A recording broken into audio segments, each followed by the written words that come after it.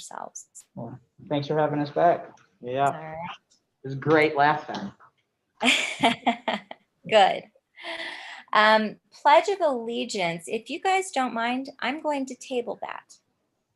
I don't have a flag here, and I feel uncomfortable doing. Is that okay with you?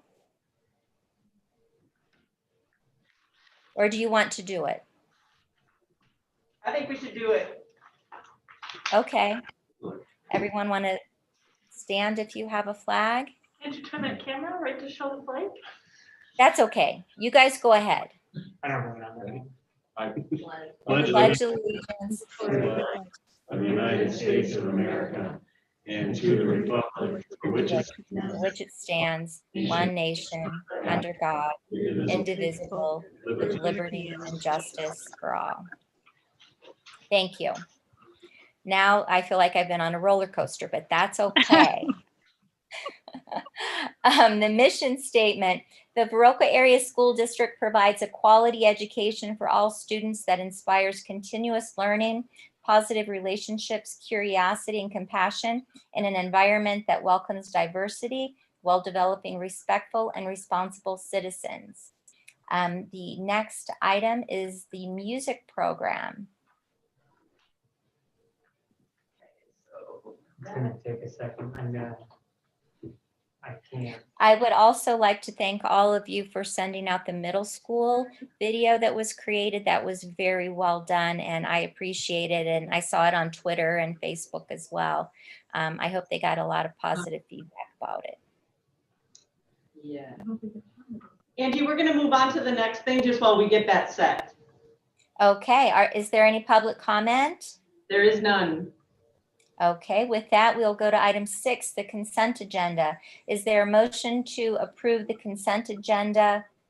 Proof of public notice, approval of the agenda, November minutes, and voucher summary 1 in the amount of $253,618.58 as presented. Is there a motion? Kim, so move. Is there a second? Second, Matt. Any comments or questions? With that, all in favor vote by saying aye. Aye. Aye. Opposed? All right, motion carries. Item number 7, voucher summary 2. Is there a motion to approve voucher summary 2 in the amount of $261,450.09 as presented? Is there a motion? So moved, Robert. Second, Amanda. All right. Any comments or questions? With that, all in favor vote by saying aye. Aye. Aye. Opposed? Abstention? I abstain. And it's just me now. Thank you for that. Item B, under 7, a motion to accept the donations in the total amount of $8,275, $275 from various local businesses, individuals for the pre-K book of the month, $2,000 from the Driftless Cafe, $2,000 from the Nelson Agri Center, $2,000 from Organic Valley, and $2,000 from Sleepy Hollow Auto to provide holiday support for local families. And we just couldn't thank you all enough. Is there a motion to approve? So move. Is there a second? Second, Kim. Tom, would you share just a little bit about how some of that transpired? Absolutely. So, can you guys hear me okay? Yes. Yep. Awesome. So as I was, kind of learning about some different things, Mike brought to my attention that the Driftless Cafe usually does a solstice dinner every year in which people can come through and pay what they can for a meal, and then it comes to the school for us really to just be helpful in identifying families that could use that money for the holidays. It's not it's not that the school is donating this money in any way. And so she had reached out to Mike and had the conversation that they didn't really feel comfortable doing that this year because they've had some pretty big numbers in the past. And with the COVID-19 concerns, that was obviously, a concern moving forward. So as, they said, hey, let's look into some other avenues. And within 2 days, they had secured donations from all of these providers or all of these local businesses, which is just amazing to think about. And we've had this I had this conversation with some of the admin team as well. I mean, that's rare in a community to get that kind of money, to get that kind of support within 48 hours of, having that initial conversation. It was absolutely amazing. We took that money and we did bring we did have a picture out of the outside out of the district office, and with all of the representatives spaced out and masked, and it was a little bit different than other photo opportunities that we've had in the past. But when we took that money, we then went and purchased 40 $200 Viroqua bucks checks so that the money stays in Viroqua. And so we were able to donate that to 40 different families. And Kathy, are you there? Is Kathy She's Reed there? Or- Yep, I'm She there. is. Kathy's on. Here. Hi, Kathy. Kathy, how many total students was it affecting? It was over 70 students. Awesome. So over 70 students impacted with just a little bit of extra here during the holidays. So we thank those businesses, and again, it's an unbelievable community, and I know that you guys know that, but I'm just learning that, and it's awesome. So thank you to those businesses. Well, I think as a board, we'd all like to thank everyone, but we'd also like to thank administratively, you working with the local businesses and with the families that can use those resources to get those resources to those community members, families, students. So thank you all for that. We do have a very special community. All in favor, please vote by saying aye. Aye. Aye. Opposed? Thank you. The next item is appointments. Item C, is there a motion to approve the coaching appointments of Cody Etheridge, head varsity boys basketball, Austin Jones, assistant boys basketball, Tyler Gabrielson, JV boys basketball, Shane Peterson, C team boys basketball, Katie Schwartz, 7th grade girls basketball, Luke Zom, volunteer boys basketball, Scott Peterson, volunteer boys basketball. Is there a motion? So move, Marina. Second, Is there a Robert. second? Robert. Thank you. Any discussion? With that, all in favor, vote by saying aye. Aye. Aye. Opposed? So thank you to all of those coaches, and I hope they have a great season. Item number D, early graduation. Is there a person, or is this an item that we are not voting upon? Jason? There is one individual that has applied at this time for an additional early graduation and submitted all Okay, the paperwork. okay. So is there a motion to approve the early graduation request? So move, Kim. Is there a second? Second, Vicky. Thank you. Jason, do you have anything that you would like to add to that?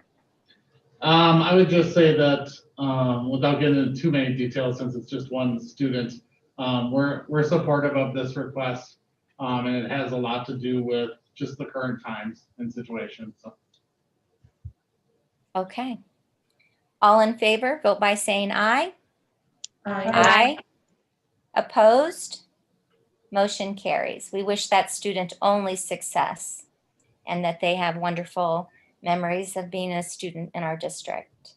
Item E, is there a motion to approve the 2021-22 school calendar as presented? Is there a motion? So moved. Yeah. Is there a second? Second, Vicky. Any discussion on that?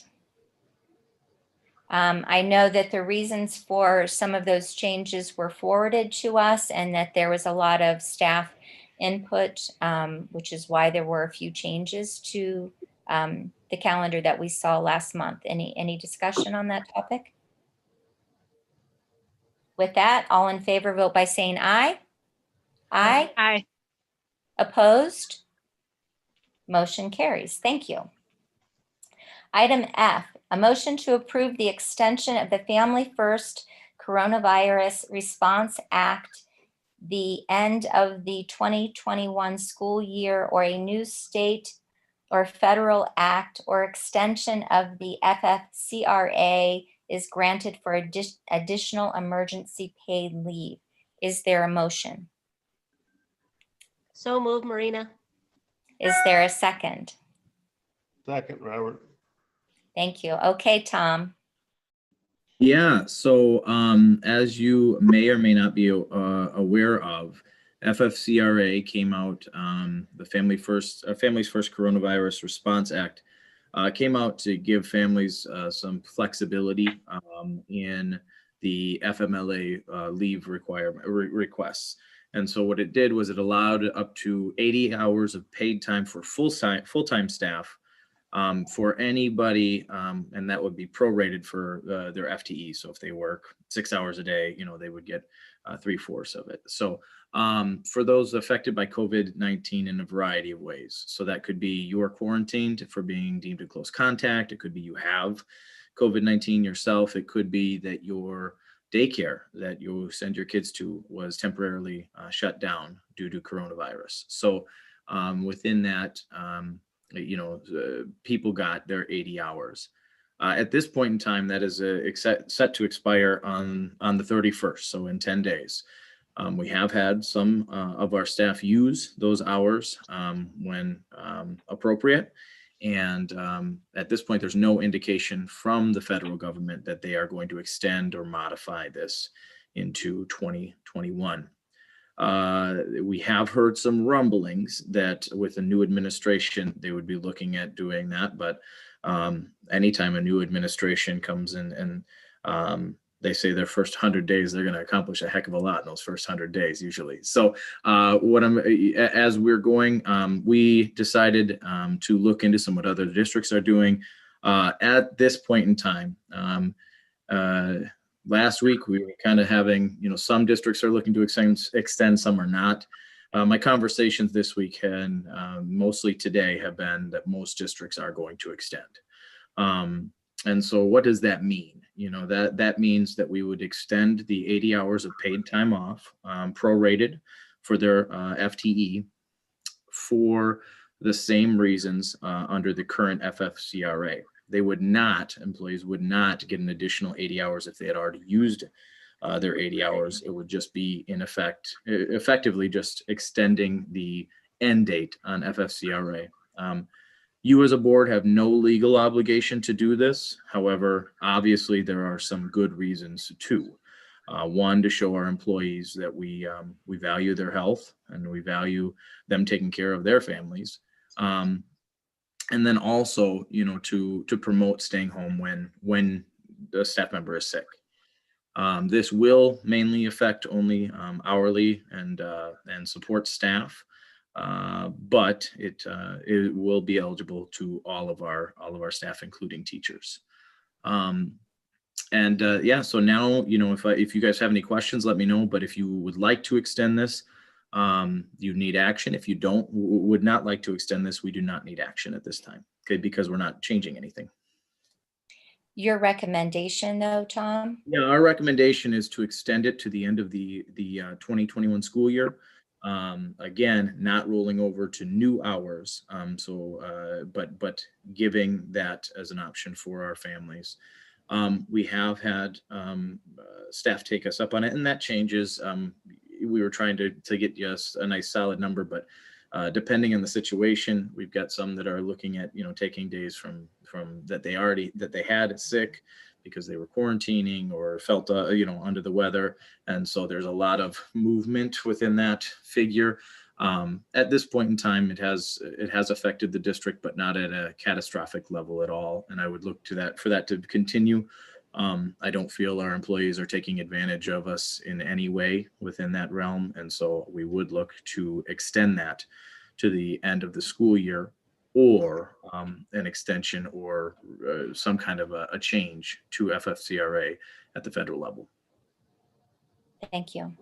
And I'm aware that you've been in very close contact with all of the other district administrators, not only in our area, but in our state on this topic. And I appreciate the work that you did to get this information and to put it legalese into a document that was very clear. Any other discussion on this topic from anyone? Do we need to put anything in this wording that says that it doesn't start over or not? I don't have that in front of me, but I do believe it does state in that document. If not, we will amend that to make sure I that. thought it did. Yeah, I believe it does, but again, I don't have it in front of me. I apologize. Beth, do On you? our motion, it didn't have it, so I didn't know if we needed it. That's a my question. It Well- would be as presented. It would be, the document would be as was, recommended and presented. Right, and the document, let's see. So, I didn't see one linked, so I didn't know. so what we should actually, It's on the title. in the wording of the motion, it should be according to the document presented. Mm-hmm. So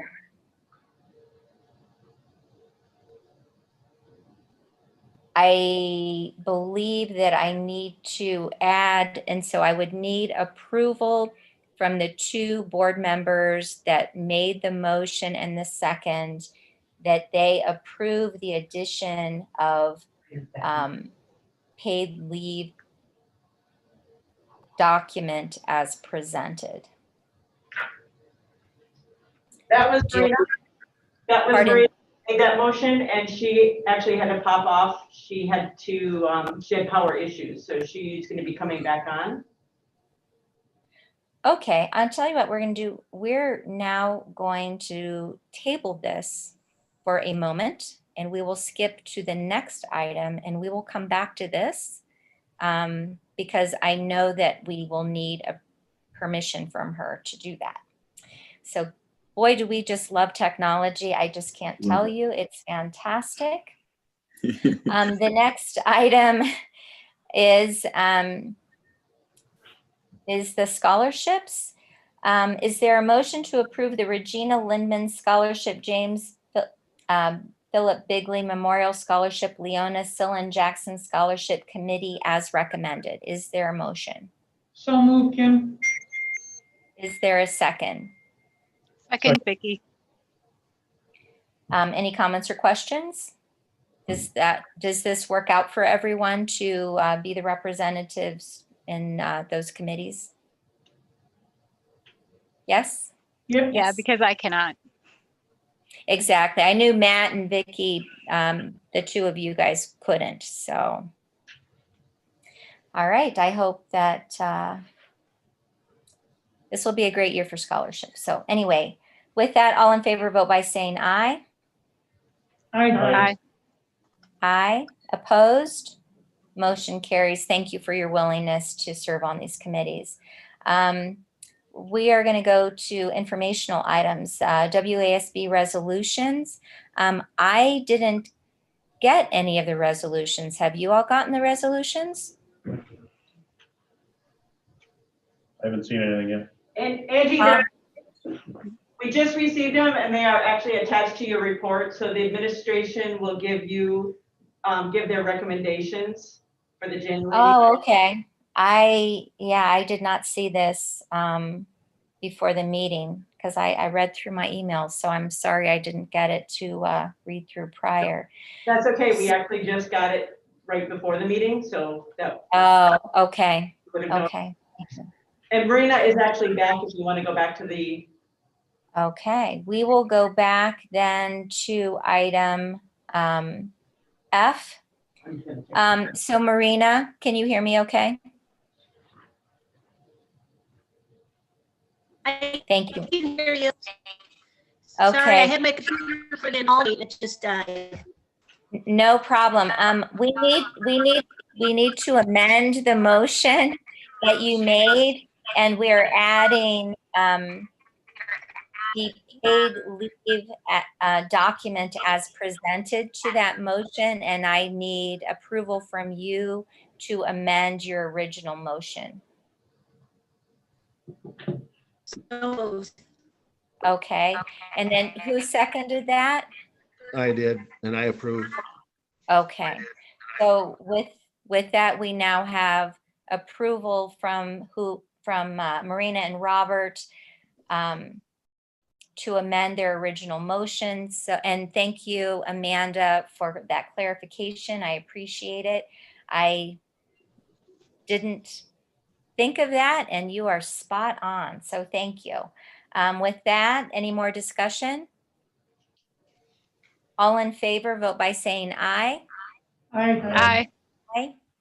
Opposed? Motion carries. We are ready for the music program presentation. So we're going to go all the way back up to item 4. And thank you all for your flexibility.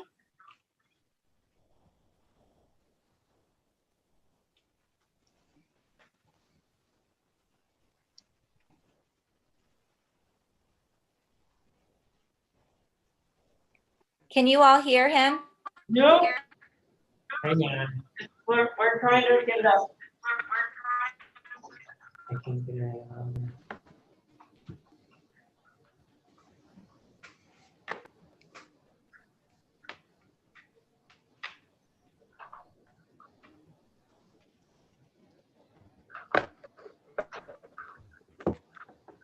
I'm gonna flow as I can.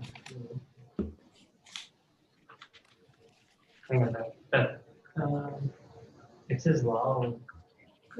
Can you turn up the TV?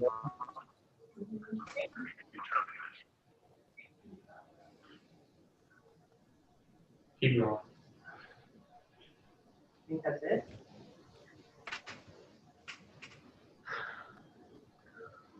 Is he talking or is he paused? I paused.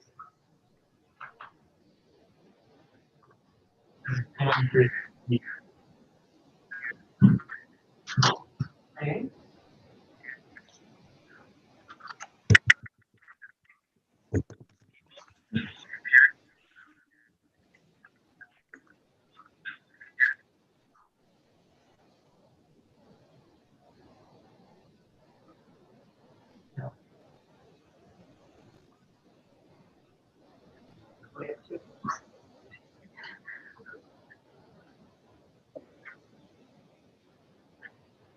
One of us. I don't think we're gonna be listening to it. Well, we'll start it over. Oh. Where else? Okay, hang on. Sorry about this, guys. Beth, under your share screen, is there a link that says share sound as well now that you're in that? Sorry about that, guys. Nice call, Tom. Good evening. I'm Brad Thu, the Viroqua High School Universal Band. Is it better for you guys? I'd like to thank the school board for this opportunity We to can't speak hear. to you tonight. No, I'll. Viroqua Middle School, High School, and Elementary School music. Can you make it louder? Making music Oh. as safe Doing our as best, possible Ange. during this year's pandemic. We've had from a lot of people, a lot of parents, and our administrative team. Maybe you have to re-record. We sing and play every day when students are here at school, and we do it so we do it properly masked, Very quiet video. with instruments properly covered, and we do it knowing that every day we're here is a day for kids to develop better musical skills and also to develop some social, emotional learning skills that are really needed during this time of the pandemic. We also want to say thank you to our administrative team. We have asked them for numerous items to make sure that our students can make music safely. These include split-face masks for wind players in the band. They include more sticks and mallets for Yeah, percussionists let's. so they're not sharing equipment. We're just gonna have to send it to you. Sorry about that. Maybe That's those- okay. Thank you. And I think that, just like what you shared with us before, that's fantastic. You know, sharing it with the community, and please thank Brad and the music department for everything that they're doing to give our students this opportunity. I know all of our board members are, we just couldn't be more proud of the work that's been done to try and create as much music as possible, programming for our students in a really complicated COVID world. So please send our appreciation. The next item that I have on here is the district administrator report. Tom, you want to update us, please? Absolutely. I will try to get through this as quickly as I can, as there's a lot on here. Just to give you a local update on how COVID-19 is affecting us, as it absolutely is. We are currently still in our cohort model at 7th through 12th grade, and in a fully in-person model in 4K through 6th grade. We have, in line with the state and the county, seen a decrease in our overall number of cases. We do have a couple of active cases right now. However, we are seeing much fewer quarantines and active cases throughout the students and staff as we were when we convened in November. And so that's very promising. It's been very promising throughout the state, and we're hopeful that trend will continue. We are we received recommendations from not only the CDC and DHS, but also through our Vernon County Health Department on new quarantine guidelines. So before it was, you were quarantined for 14 days, 10 days from the onset of symptoms if you were active. If you are deemed a close contact at this point in time, you are to quarantine for, you could technically come back within 7 days with a negative COVID test on day 6 or 7. So they made it more confusing, but they also made it easier to come back. And so 14 days is still the gold standard. However, when you're looking at this and trying to get not only staff or students, but also those out in the community, the reasons for the shift were pretty simple. The average incubation period is between days 2 and 5 for the coronavirus. And so the extending it out to 14 days, while absolutely can still affect some people when they're exposed to an active case, they also, the majority are far past their time to get COVID at that point in time. So if they do not get a COVID test, then they can come back in 10 days if they've been symptom-free, for 24 hours unmedicated. So it's this very similar guidance, just changing the dates a little bit and allowing for up to that quick turnaround of 7 days if you can get a negative test result. We will follow the county's recommendations, and we will go from there. We've got some awesome news. So as every month, I feel I update you with technology going, yeah, they told us that we're waiting. I think our first conversation was, yep, we'll have them in September, and then it was October, and then it was November, and then it was, yeah, we don't really know. And so we got a surprise, and we received 500 Chromebooks, and we actually shifted vendors in a trying to expedite that process, and they told us that we would be getting them. I believe it was the first week in February. They actually came in already. And so we got 500 brand new Chromebooks for our students to use, uploaded onto 16 carts that are located throughout the district already. And we could not have done this without our amazing tech team. So we, for the record, had no idea these were showing up. They showed up one day. We were not prepared for it. And that is the best problem that we've had in 2020. I will be very, very honest with you. And so our tech team kicked it into overdrive and got everything not only checked in, but got carts pushed out in under a week.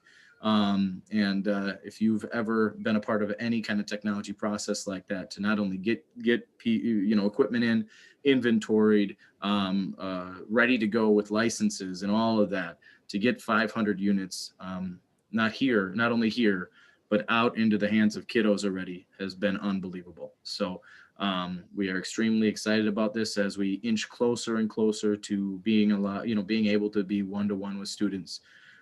This does fill all of our gaps during the school day that we created just because we had to get those devices into the hands of our kiddos that were either doing fully virtual or 712 in that partially, that cohort, we're partially virtual. So extremely excited about that, and we're going to continue to update that as we get more devices. We are going to have some logistical decisions to make as far as, okay, do we send these home? Who gets the new Chromebooks? Those kind of decisions that we are continuing to have and will continue to have into the future, and we'll roll out that process as we get the rest of our devices in.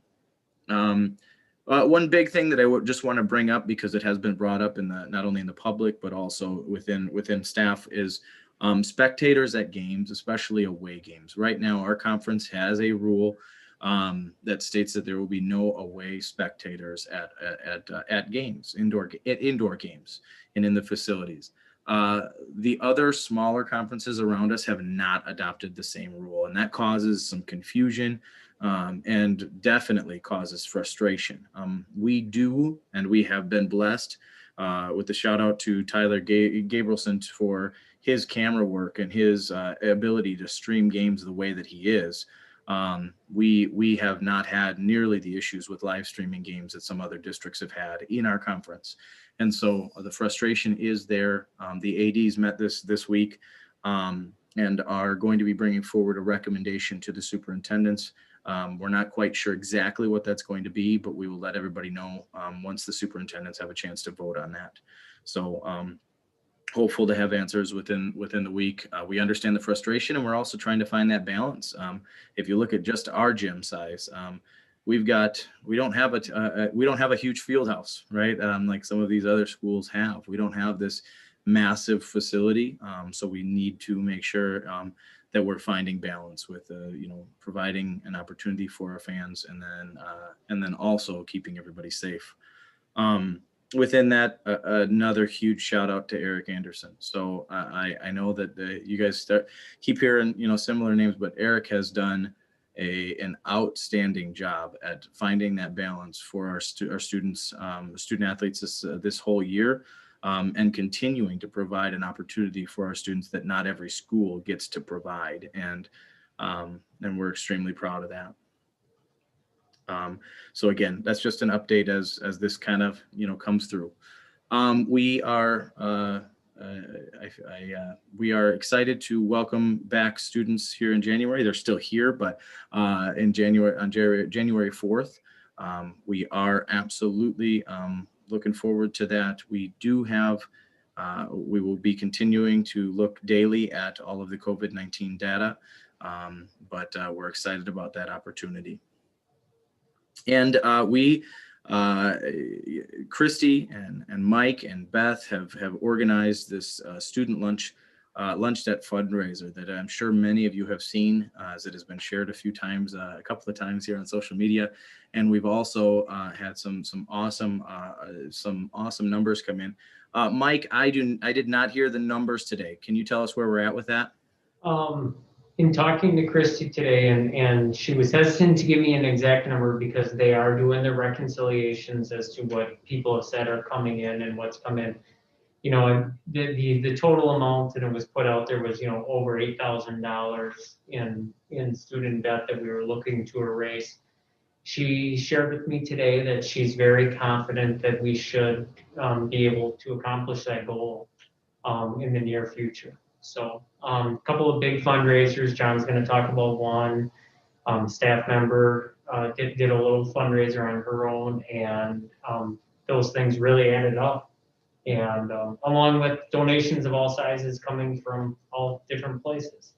We do have the ability for people to make donations now via our website and credit card using our RevTrack that we've used for other online payments. You go to the website, go under parents and online payments, and there is a link there for charitable contributions to the district, and you just click away. And I think the only thing you have to put in is your email and stuff like that, so they have a contact address for you and everything. But it seems to be working okay for that also. So it's been a great thing. Like you said, kudos to Christy and her team on really tackling a difficult situation that we're in. So.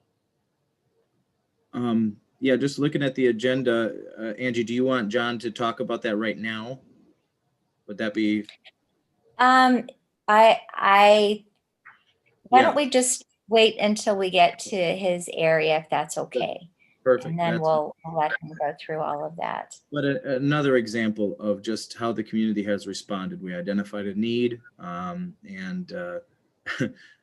it's amazing. The community has continued to just not only impress but surprise me with the level of response we get with these things. So, any questions about anything that I went over? I know it was a lot, but I tried to condense it as much as I could. I just personally would like to thank everyone for, oh my gosh, I mean, everything that you've spoken to as far as updating everybody about what the process is moving forward academically for our students and our staff, the communication that went out to everyone, the notifications, the guidelines, and keeping current and working with the health department. I cannot begin to say how happy I am that those Chromebooks came in. And please reach out to our IT department. I know that those folks have worked diligently and all kinds of extra hours to make sure that those books are prepared and given to our students so that they can do the work that they need to do, and maybe even do some of the work during this break. You know, maybe that gives them an opportunity to play around with them a little bit and get some other schoolwork done and see how they work, and with their families as well. So that's fantastic.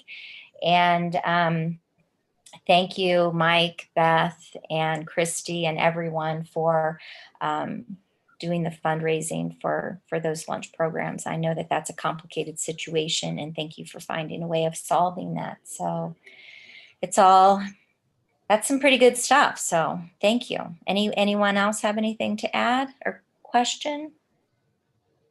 Just clarification, I guess, for the sport. So that's middle school on up, correct? Not just high school. Yeah, we've adopted the same platform across, just so that we could keep that as regular as possible. And it's confusing if we would try to differentiate based upon levels and everything. So I believe that's how that's going to continue. And again, this is complicated. I won't judge any district that makes decisions that are different from us. Everybody's got their own situations, their own boards, their own communities. It does cause issues, if we do differ. But again, I think that each district has done just an outstanding job in our local area, specifically in Vernon County, at making these decisions. And to clarify that too, Amanda, there is no Cooley Conference for middle school. Right. So we are actually part of, I think, the Ridging Valley. But when this fall, when we had this, and I think in general, this winter with the boys basketball we're in the fall, we have stuck to with what we're doing with Cooley Conference. We have not allowed visiting teams in. I'm not sure what the other schools have done within that. So if it's Wanawak or whoever else is in that, they may have allowed. I'm not sure on that. But we have stuck with our Cooley Conference rules to keep our home rules the same. Yeah, and that's why I asked, because I knew we weren't Cooley Conference. That's why I was just clarifying which that it was the same both ways. Yeah.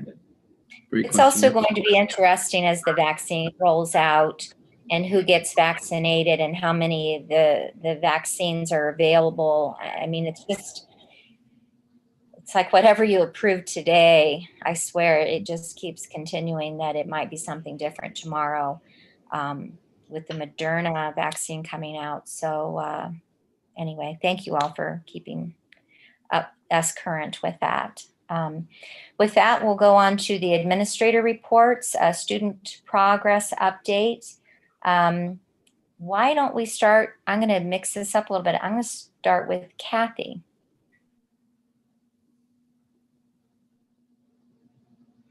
Okay. Kathy? Yeah, our student progress, they are special ed students, over 70% of them stayed face-to-face during the virtual time, and they are back face-to-face,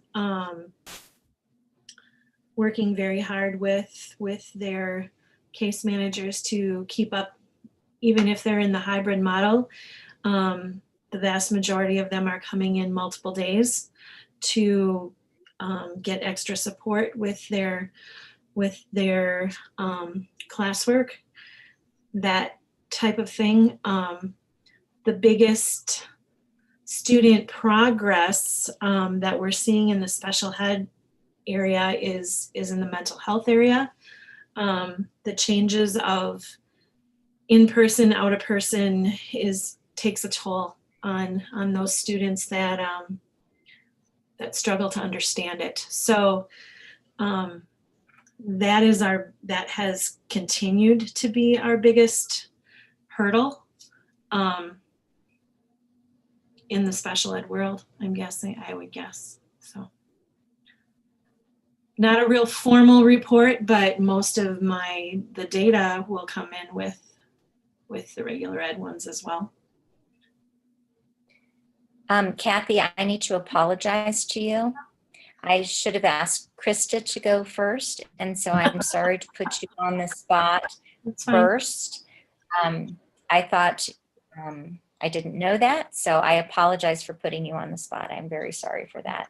I actually didn't see Krista, from what I can see in the room, so I was kind of actually waiting because I is usually via Zoom. So I thought I would go backwards. So I am sorry for that. And anyway, so Krista, are you in the room? I am. Can you hear me?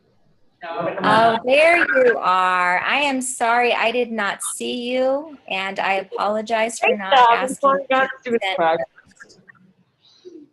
Kathy, you did a great job reporting on student progress too, though. Okay, can you hear me now? I can hear you fine. I just couldn't see you before, so I'm sorry. No, I was hiding off in the wings, so.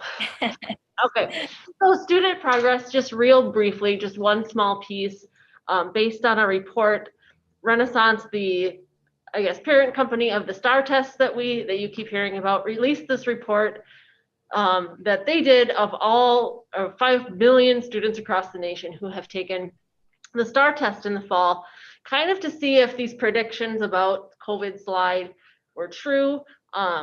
Their findings of this nationwide study was that the COVID disruption had a smaller impact on reading growth than on math growth.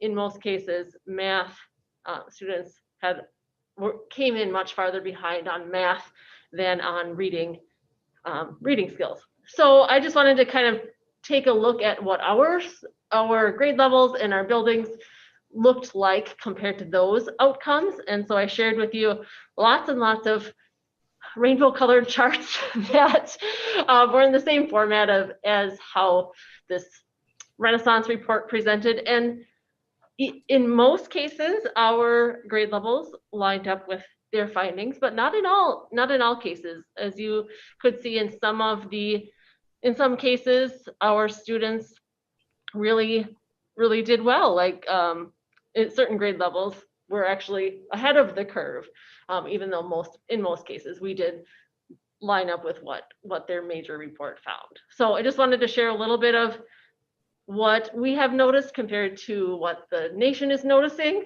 based on our STAR reports. And coming up right after the winter break, we will be all digging into these STAR tests again, and we are excited to see what kind of gains we've had once again being back mostly face-to-face. So, any questions? So I want to thank you for this. I know that it's difficult to present information that doesn't necessarily show what you're wanting it to show.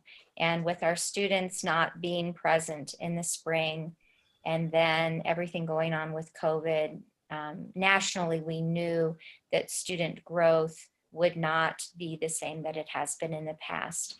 And so I appreciate the transparency. I know all of the board members do as well. I know that it's not pretty, but I also think that it's very important for all of us to know where we are and the work that needs to be done. And I don't believe that there were any surprises, but I think it's important to have the information. Do any board members have any questions about what was presented from our administrators? No? Well, with this, I'm not sure how we're going to add information to our calendar to make sure that the board, is aware of the growth of our students moving forward. But we all look forward to the next presentation. Thank you for putting it together. I know it takes a lot of time and energy, and you're very detail oriented, and I cannot thank you enough. Like I said, I know these are hard conversations to have, but transparency is very important. So thank you. And we look forward to the work moving forward. So with that, I am now going to ask Kathy if she has anything else that she would like to add. She gave a very thorough report, but is there anything else now that you would like to add? No, I think Krista summed it up very well. So thank you. Unless you have a specific question for me. No, not for you. And it just, the only thing I can say in general is it was very noticeable in the elementary school. The growth wasn't what we would hope for in a district, but once again, I understand that it's complicated right now. So, Jason, do you have anything that you would like to add to the update? Yeah, I ran some numbers and tried to figure out how to best run apples to apples type of numbers. We do not. We have some special education teachers that do the STAR Renaissance testing. Otherwise, we don't add an additional standardized test, especially with the amount of time that typically is on ACT and that. So we did look at, from first quarter, we looked at the grades for the class of 2020, 2021, and 2022. Which would be the three classes that were here in the high school last school year as well as this school year. Just to see, because as we mentioned, online learning is very challenging, whether it's 3 days a week or 5 days a week. So we would expect likely there would be an increased failure rate or an increased struggle or a little bit less success. And what the data showed, we actually, if you compare just general students, from last year to this year for that first quarter in those three classes together, we had 3 more students that failed a class than had last fall, last first quarter. And as far as failing grades, we had, I believe, 22 additional Fs this first quarter compared to last first quarter. So basically, if you average that out of a student failing, I think in the 1920 school year first quarter, the average student that was failing class failed 1.82 classes, whereas this fall for first quarter is 2.48. So we did not see a large increase. I mean, if you think percentage-wise, you're talking 1% or 1.5% more students that failed a course. But those that did fail averaged about a half a class additional in failure, which is kind of to be expected. Some of our kids have really struggled with online learning. Likely may not just fail one. They may fail a number of them.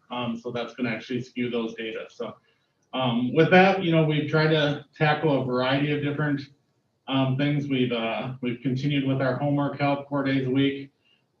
Like Kathy mentioned, we have the special education resource room.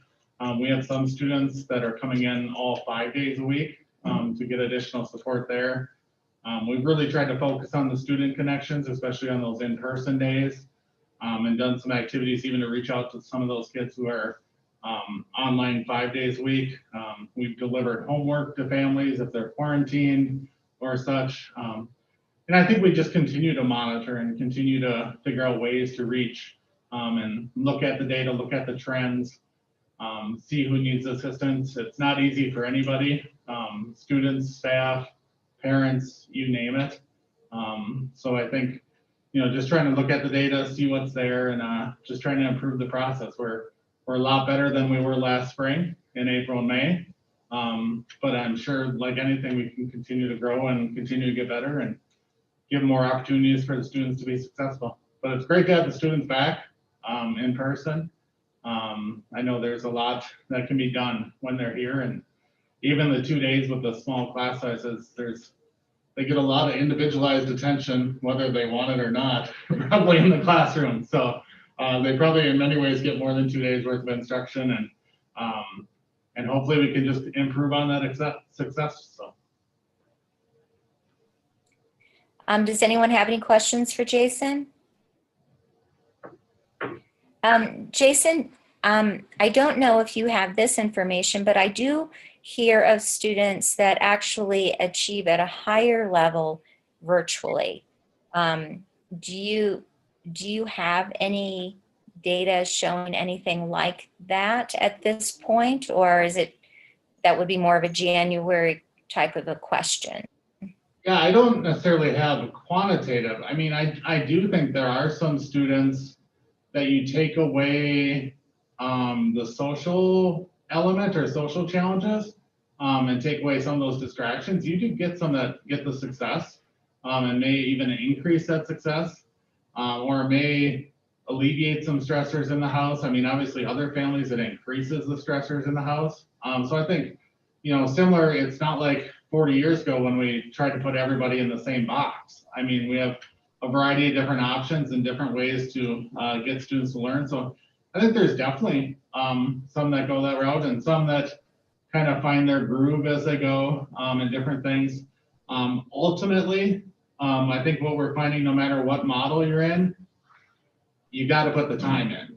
And if you're willing to put the time in and put the effort in, you're going to be successful. If you think that you're going to go home for 3 or 5 days a week and not do anything and you're going to magically have success, that's not going to happen. So if you put the work in, you put the effort in, and connect with your teachers and do what you're supposed to do and make it in essence, your full-time job as a student, there are a lot of kids that are being extremely successful in both models that we're currently running.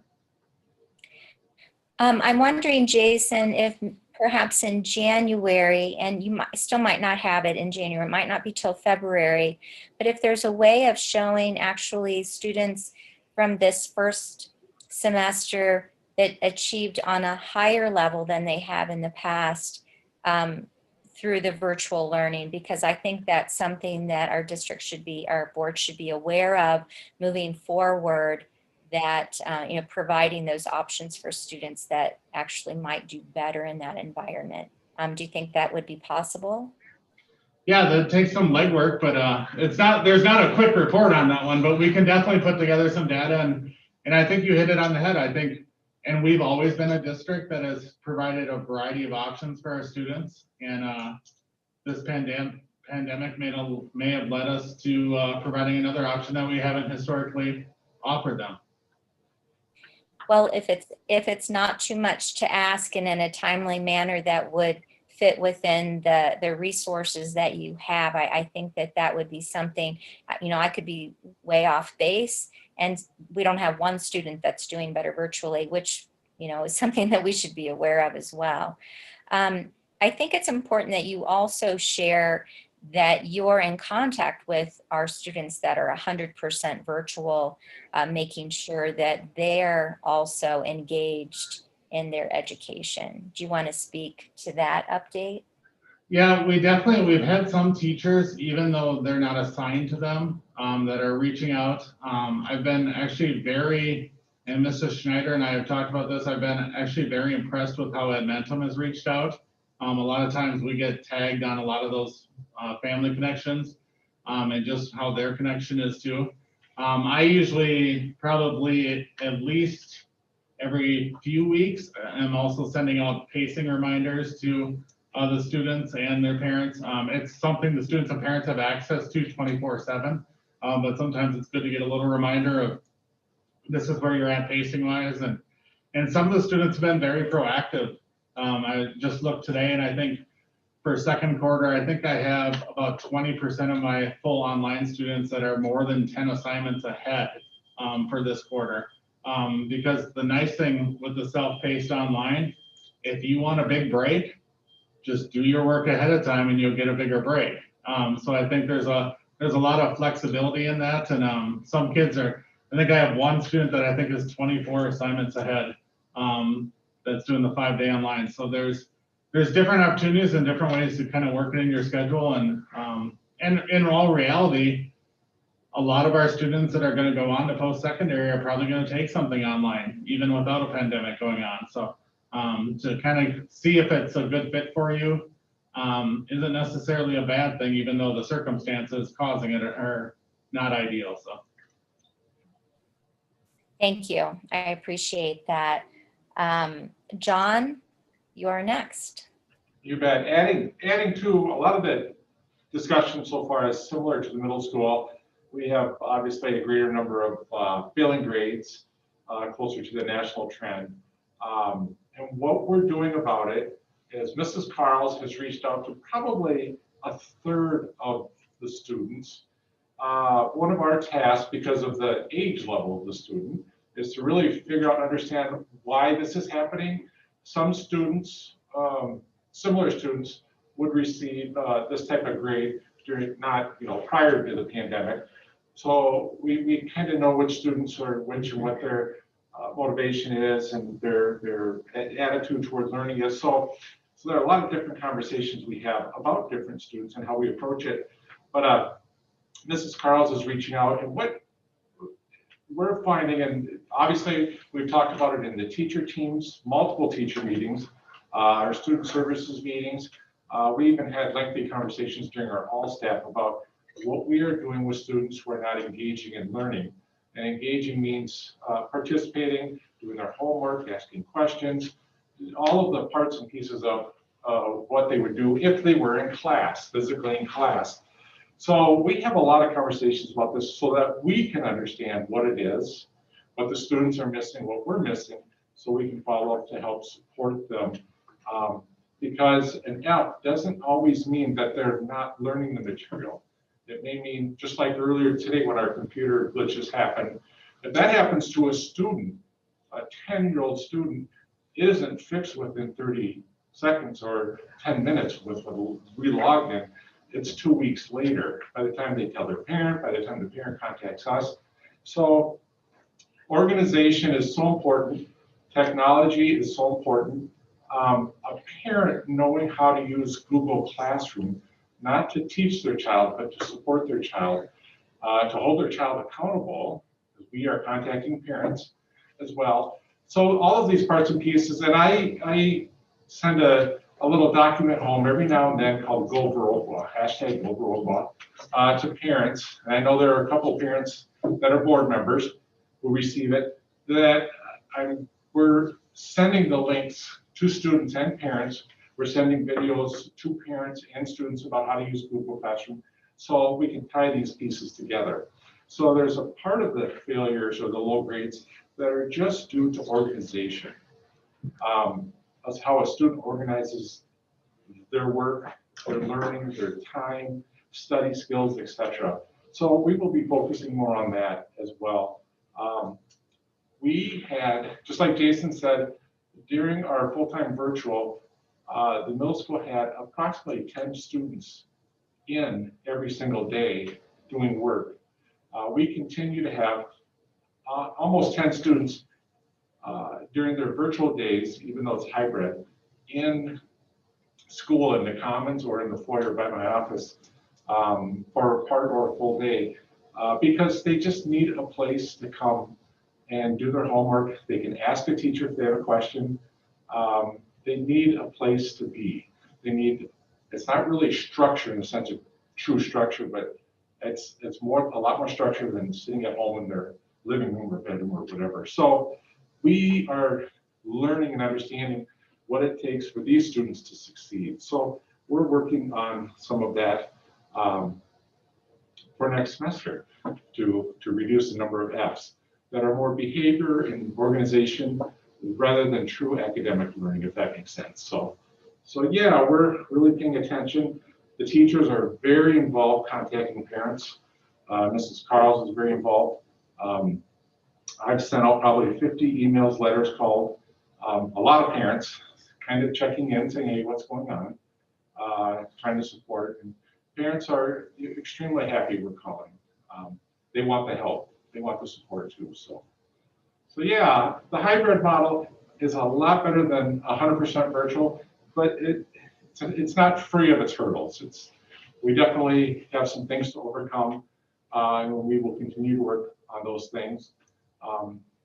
So hopefully someday, sooner than later, we are back in person. So that's the goal. So that's it. If you have any questions for me. Anyone have any questions for John? Yeah. And just, I'm sorry, I should have said this before in case somebody asked it. About Edmentum, Ms. Carls is just doing absolutely wonderful keeping in touch with the Edmentum students and some of the teachers. I get communication almost daily from Edmentum teachers about their progress monitoring, how much work where they're at with their homework completion, their assignment completion, their percentages, etc. Teachers do email me, Edmentum teachers do email me directly and say, hey, could you help follow up with these 4 students, 7 students or whatever? They're 10 assignments behind now. And so we are working with those students and parents as well. So yeah, there's a good sense of communication and partnership there as well. So. Thank you. Does anyone else have any questions for John? I have a couple questions. One of them is that I found it very interesting in looking through the information that Krista presented, that your 5th and 6th graders, and then your 7th and 8th, which are attending school differently, your 5th and 6th have been, present most days unless they chose a virtual option. And then your 7th and 8th grade who have had the hybrid model, I actually found it interesting that the 5th and 6th did not show the same progress as the 7th and 8th. The 7th and 8th, and the way I looked at the information, seemed to have improved progress. Do you have any thoughts on that? You're right. That's the reflection it has. Be sensitive to the time frame. Those assessments were completed in the first 20 days of school of this year. So those numbers are a reflection of last year, last May, I believe, right, Krista? Correct. Those numbers are comparing last May and this September. So the numbers we saw today do not have a direct implication on what has occurred this year, this school year, as far as instruction. So does that make sense? So that the slide that is from March 16th to the end of the school year last year. Yeah, I believe it's Krista. Is it called the diagnostic with the star as well? I mean, this is your first. This is what you compare growth to, correct, Krista? Yes, this is the benchmark, the beginning of the year. It measured from fall of the first score was from the fall of last school year. The current score was the fall of this year, all taken at the end of September or the very beginning of October, So With the same group of kids. with the same group of kids. with the same group of students. So Same Angie, group. by January 29th, I think is the last day of the window? Yes. January 29th, we will have completed our mid-year assessments. So the conversation you're starting right now will occur then. Correct. A When, question. Oh, sorry, go ahead.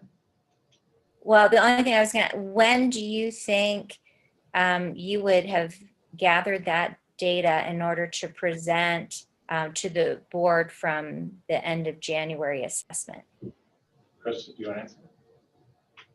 Optimistically, we would like to have it by the February board meeting. The actual window where it will summarize the data ends January 29th.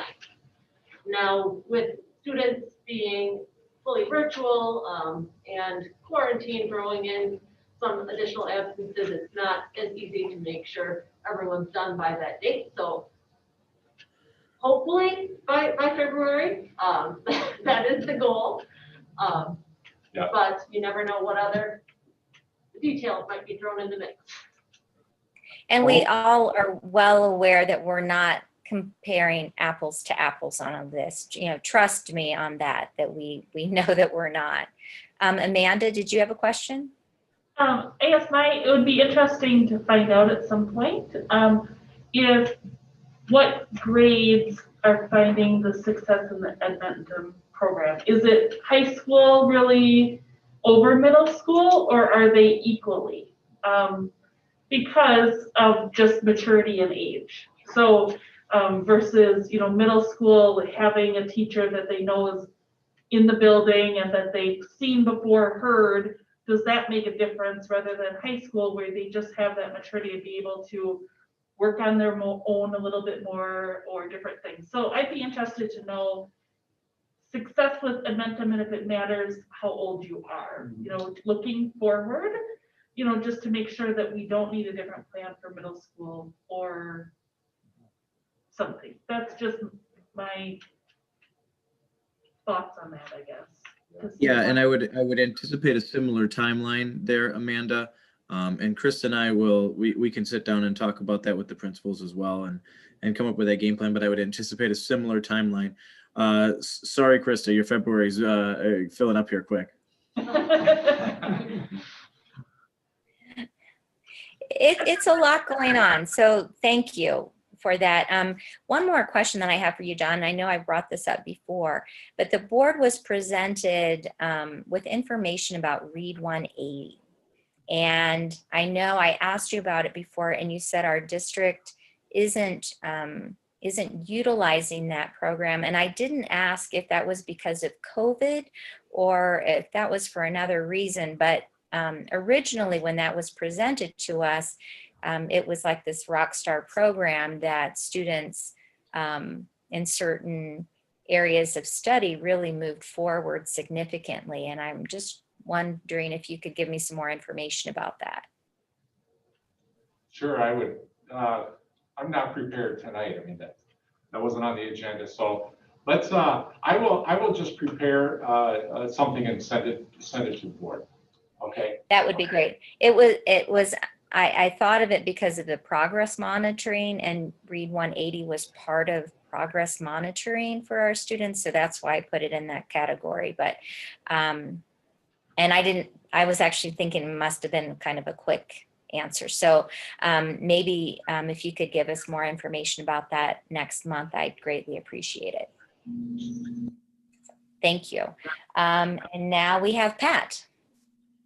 Yeah, just to add briefly, Krista and I looked at that same data that was sent out. When we look at that, we try to do what I read somewhere is an autopsy without blame, and just come up with our whys. Why are we seeing that? And really with the elementary, we looked at, those kids just lacked direct instruction in the spring. And that guided practice with teachers. And again, it's not to blame. Teachers were and everyone were in an emergency state and did the best they could with the situation. And what we've seen this year coming back is that, teachers are really meeting students where they're at. Not just, well, the curriculum says we start with this and let's just keep plowing forward. It was, let's start the year with what these kids need, whether it's social and emotional needs to, these are the skills they may have missed in the spring. So let's start with what they need. And then when we switched to remote learning, before Thanksgiving, that went, again, Krista was a better judge of that than I was, seeing it from last year to this year, but I can guess similarly that what Viroqua looked like from where I came from, but it went so much more positive. It's not a full remote or a full virtual learning at the elementary when we switched to that, but it's a remote learning. And we had consistent expectations for staff, for what the students and families should expect. And it just went fairly smoothly, we thought, as best we could. And we're just excited to look at that data in January and say, like, that's typically when students make the most growth in elementary. So we're just kind of excited to see where we're at, and that some of these steps we've taken hopefully have paid off to show that growth. And same with our virtual teachers. We meet monthly with our student services with the virtual teachers at the elementary level and just look at, I would say each teacher probably has one or two students that are kind of struggling, that maybe this isn't the best for them, but the family feels it's the best and the safest mode for them to learn. So we just look at ways to meet students' needs. And that's the biggest thing I think we're trying to do. We should do that every year, but this year there's even more of a focus of that, to just meet students' needs and do the best we can. And that growth will just take care of itself, we think. Well, thank you. And like I said before, Pat, I know that that was a difficult presentation to see, and looking at student growth, and we're all very hopeful that we see obviously more growth in that first semester of school with our students. I mean, all students obviously, but elementary for certain. Does anyone have any questions for Pat? This is Robert, not necessarily just for Pat. This one is, where do we go from here with education, with what we need to do as a board to facilitate more student growth? It's kind of an open-ended question, and maybe not one that can be answered easily, because obviously I don't have a clue as to what the answer is.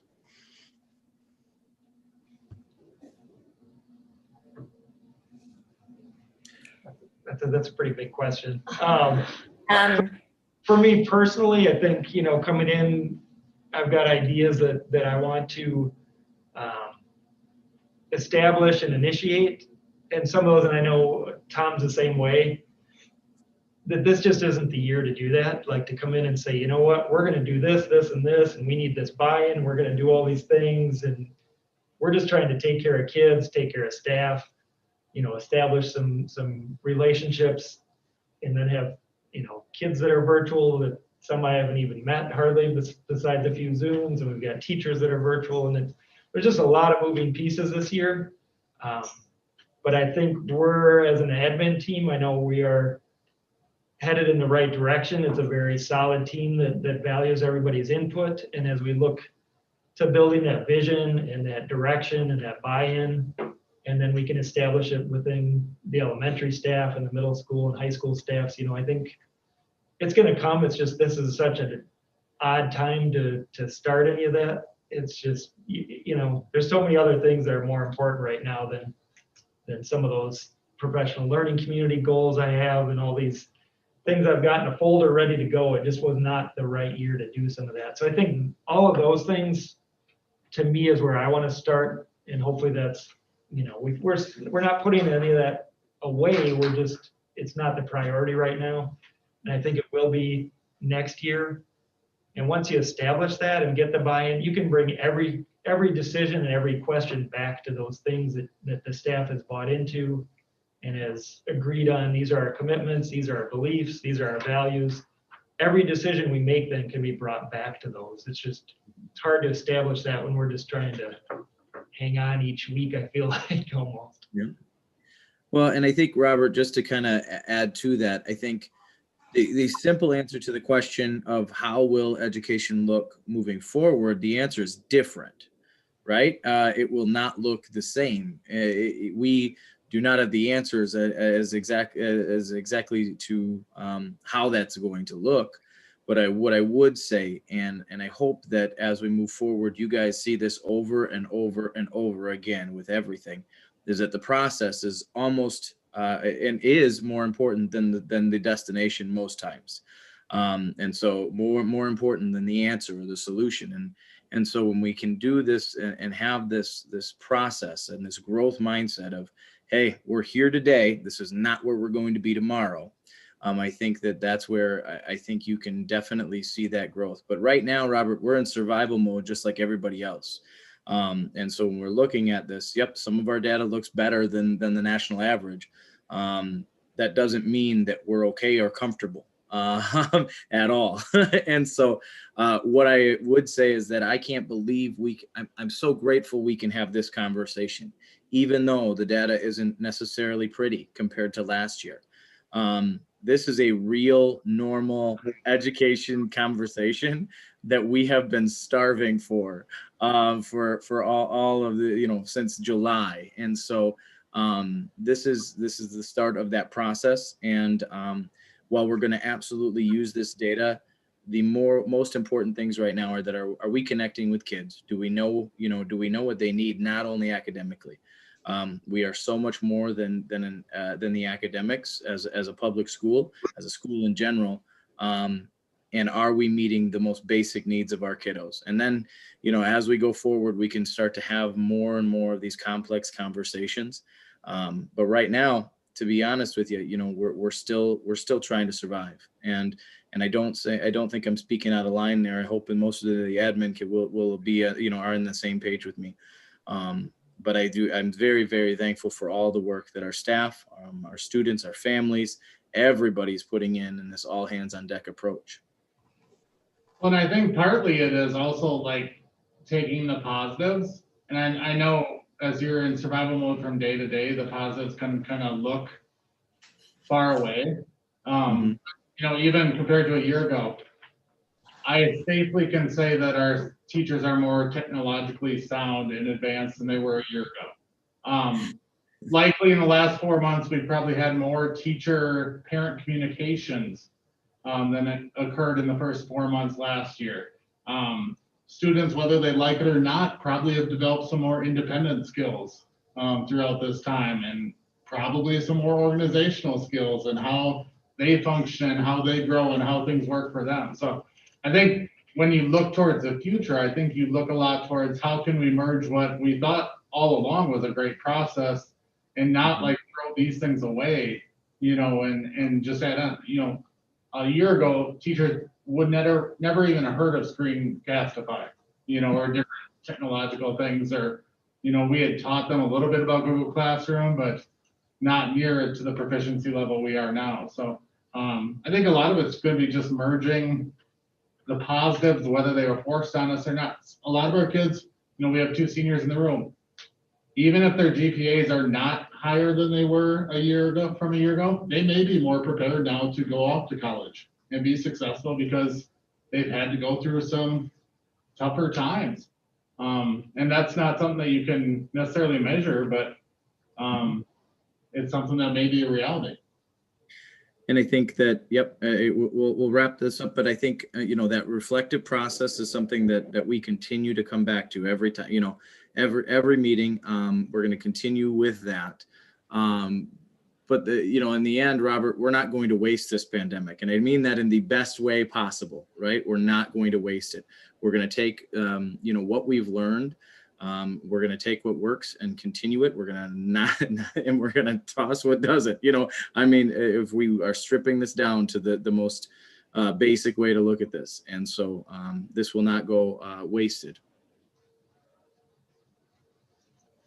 Thanks, all of you. Appreciate it. Appreciate your efforts. I know you're in survival mode.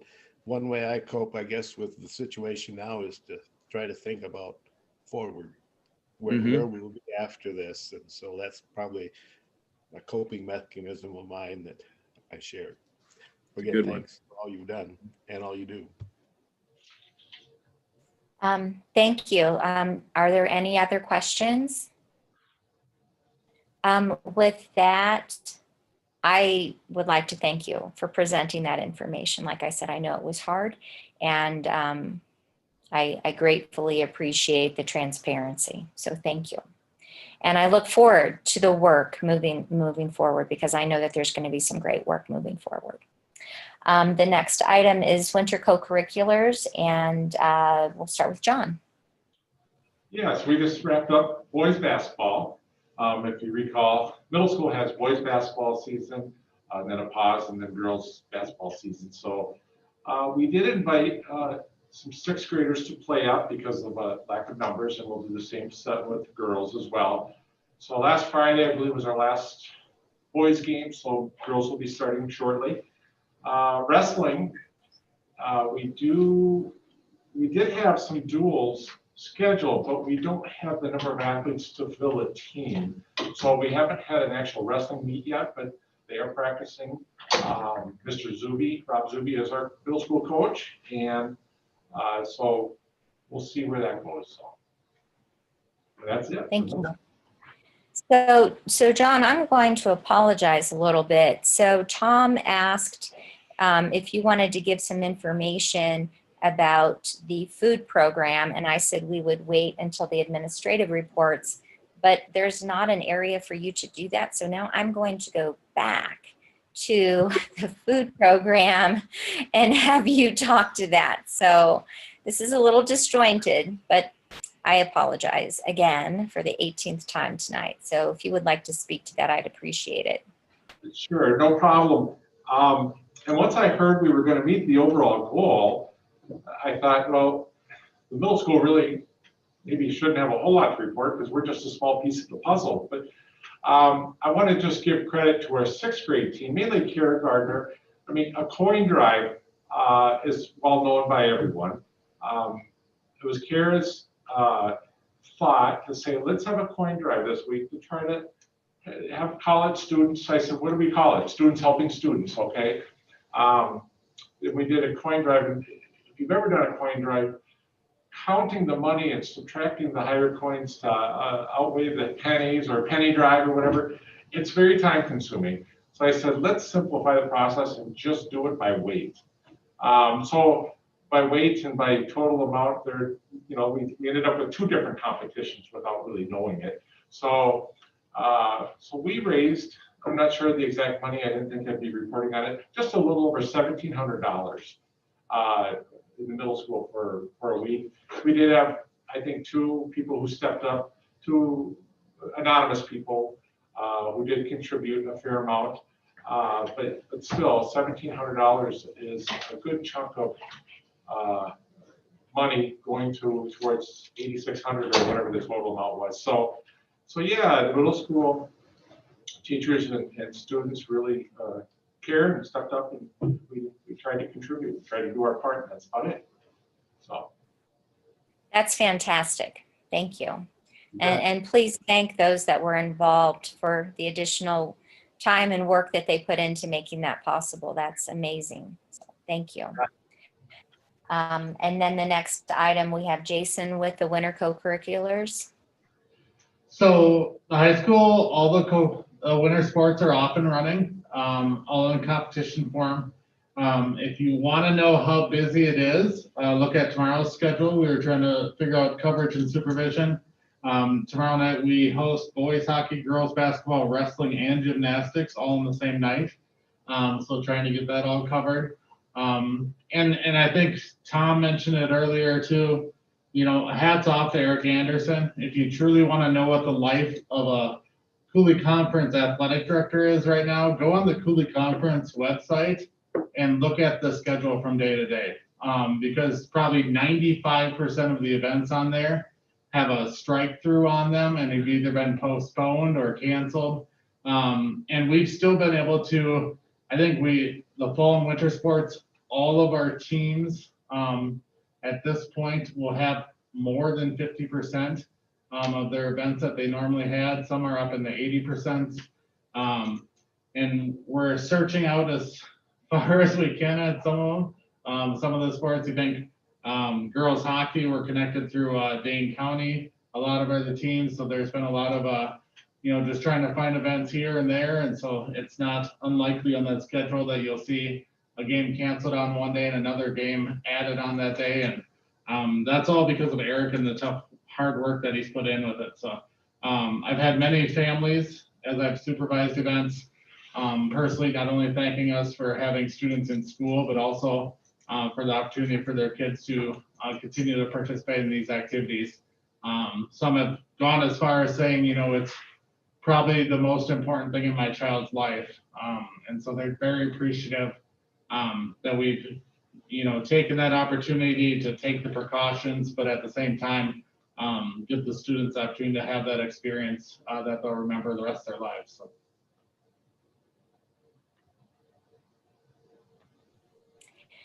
So thank you for that. I hope it's a successful season for everyone that's involved, and success means something different today than it ever has before.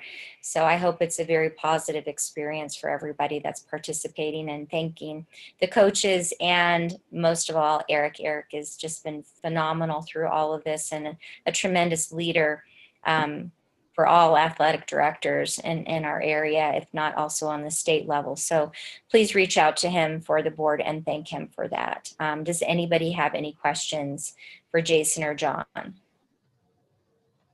All right, with that, we will move on to the student report. So would both of our student representatives like to speak? Let's see, would Hank like to go first?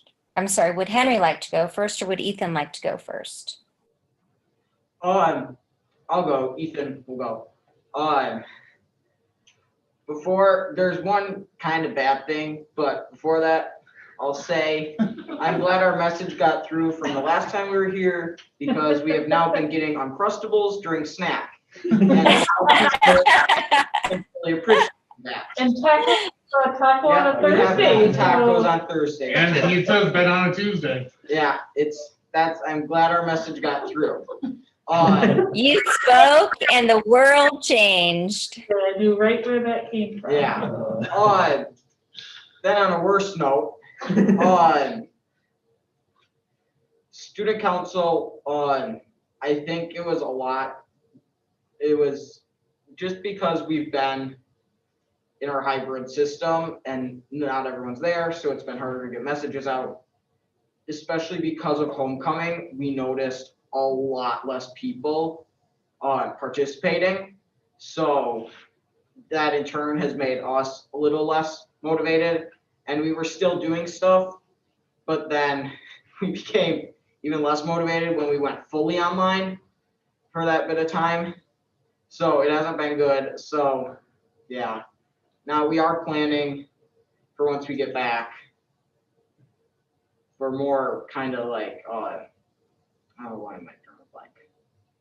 Activities. Yeah, just we're trying to figure something out, but we've lost motivation, which isn't good.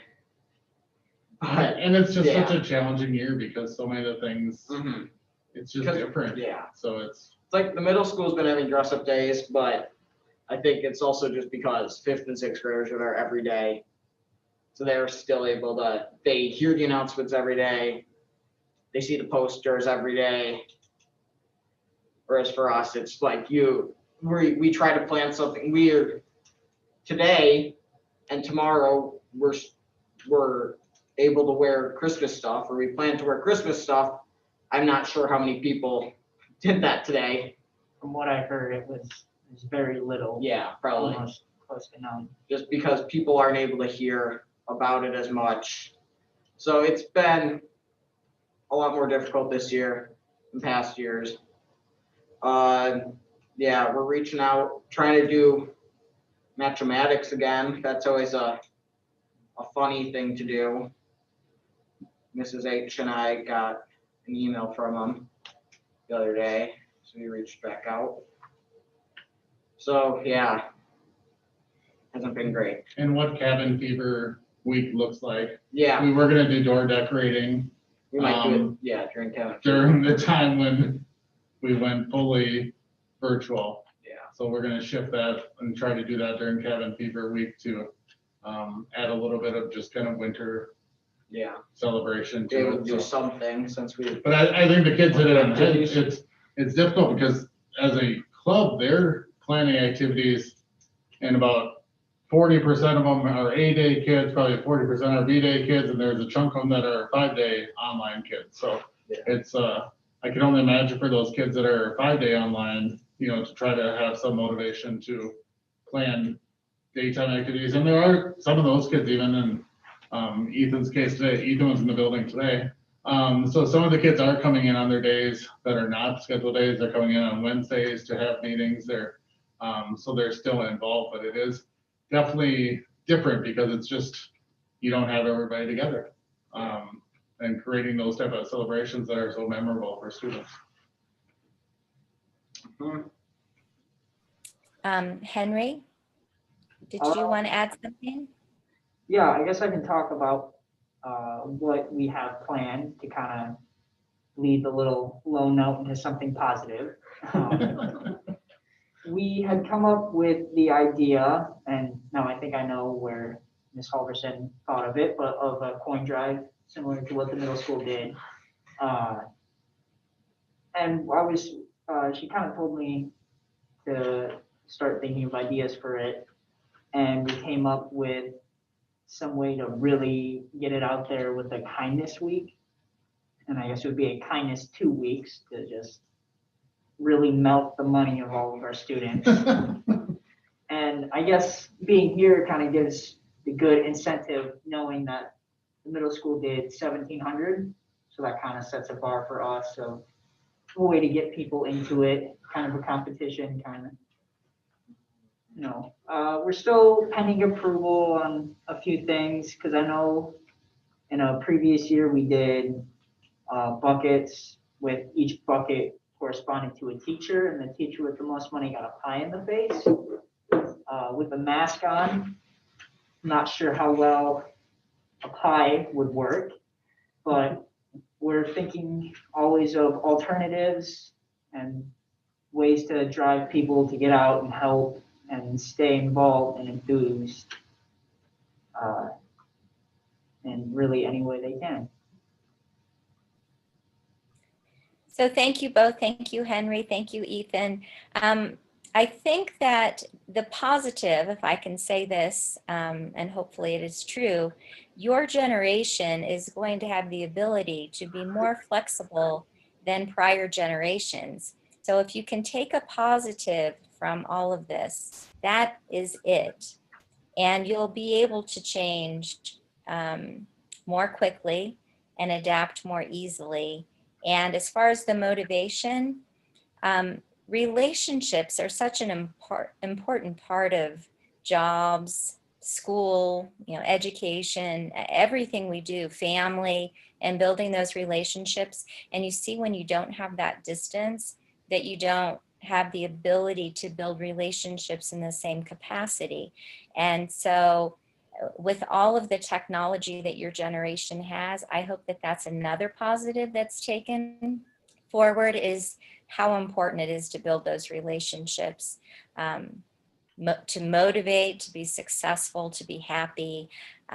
So those are the things that I've taken and that I've seen from your generation. And I really am excited about your generation and what you're going to do with those talents that you've acquired through a pandemic. So thank you. And with that, and thank you for being here tonight as well. The next item is the board report. So that's me. The WASB legislative update. I think you guys are more than aware of everything that's going on, and Tom has really given that information also. I do know that Tom has reached out to Brad Pfaff and as well as Lauren Nordgren. No, I didn't say that right. Oldenburg. I said that incorrectly. I'm Lauren Oldenburg, to have them be part of a board meeting this spring. I also reached out to Brad and asked him to come too, and he was looking forward to it and said he'd spoken to Tom a couple of times. So we look forward to that. I don't know what the budget's going to look like, and that's going to be something that we're all going to be working forward to try to sift through, depending on how the state is doing financially. The next item is the 2021 WASB convention. I know that Kim, Vicky, and myself have said that they would like to attend. I believe Marina said she doesn't want to attend this year. I don't know about Robert and Matt, and I'm not sure about Amanda. But if you could let Beth know as soon as possible, and if you already have, I apologize for that. But depending on how we attend is going to be dependent on how we report the information moving forward, whether we have a board retreat to discuss the information and how our district might benefit from what we learn from it. So if you could share that with Beth, that would be fantastic. The earlier, the better. And then the school board election, the spring election is going to be held April 6th. The incumbents with expiring terms are Vicky, Kim, and Robert. There's more information about the board candidacy paperwork, and it's found on the school website, and people can pick that up, and anyone in the community that's interested should pick up that information or contact the district office. The deadline to turn in paperwork is Tuesday, January 5th. There's also a deadline for Vicky, Kim, and Robert if they are choosing to not run for the position. Beth, could you tell me what that date is again? I'm blanking. Preferably by Wednesday, the 23rd. December 23rd. Yes. Okay, so just to let everybody be as current on that information as possible. And the board workshop, we're planning on January 11th, and Beth will forward more information as to the time, and people will be able to share with her how you plan on attending that meeting. But we'll be going over the survey that was sent out, the survey for board members, and how our thoughts move forward as how we can be a better board and improve upon ourselves. So with that, before we move into closed session, I was at another meeting and they said something that they were appreciative of.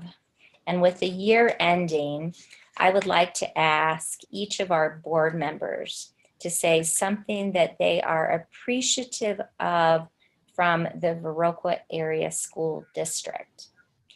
Is there someone that would like to begin? And I'm looking at Kim. I'll go first. So Kim. I am extremely appreciative of the leadership within the board and the leadership of our school district. There are so many positives happening in spite of what's happening in the world. And I truly appreciate the leadership that we have. Thank you. Matt? That point, I think Kim kind of wrapped it up. I think this 2020 has given us a lot of challenges, but I think it's given us a lot of opportunities. So I guess I'd really like to I'm appreciative of what people have done in order to push themselves through these challenges, and I think really make them and spin them into an opportunity to help. So I think, again, leadership, the direction that we're going, and I think people embracing everything that 2020 has brought us. So thank you. Thank you. Thank you. Amanda? I am appreciative for all of the families that continue each day to trust the staff, the teachers, the administration, because there's a lot of unknowns, and we have so many families, and they've stuck with the district, and they are trusting that the entire district is taking care of their children and putting their health and safety first, and building those relationships and giving them the education that every family wants for their children. Thank you. Vicki? I will say our students, because I'm really just amazed at how flexible they are, how willing they are to come to school one day, be at home the next day, learning how to follow everything online and just staying up to date. And from what I've seen, still maintaining their friendships, whether they're all going to school together or working at home, whatever they're doing, they're staying in touch. And I think that helps a lot. So I'm just really impressed at with our students and everything that they're doing. Thank you. Robert? Helps if you unmute yourself. I'm so thankful for the idea of safety and the health and safety of our staff, our students, and how much caring that our staff has and our families have for one another and our students have for one another. I think that's truly amazing.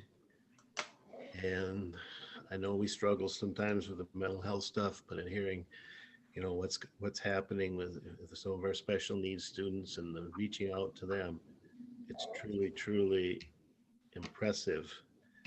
And it's really a great reflection upon our entire community. Thank you, Robert. Marina?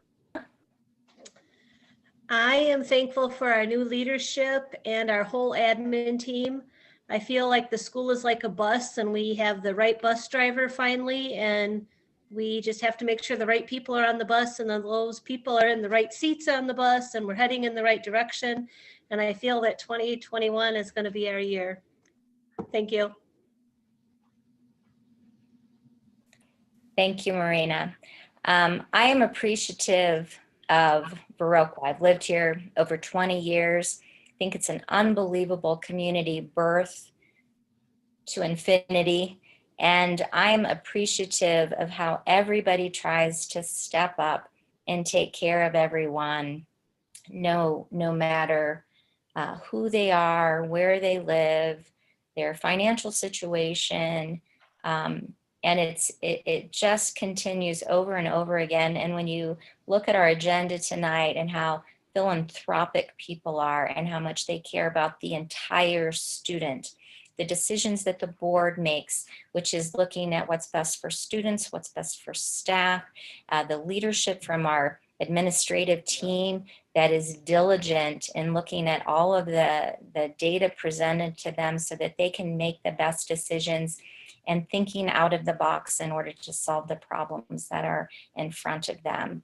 And I'm just appreciative of so much, and I'm appreciative of this board for their willingness to be understanding of a very unusual situation and be supportive of one another and of our administrative team and our teachers and our students so that everybody feels that we care about them at the highest of levels. And so there's so much to be appreciative about, and I just want to thank all of you.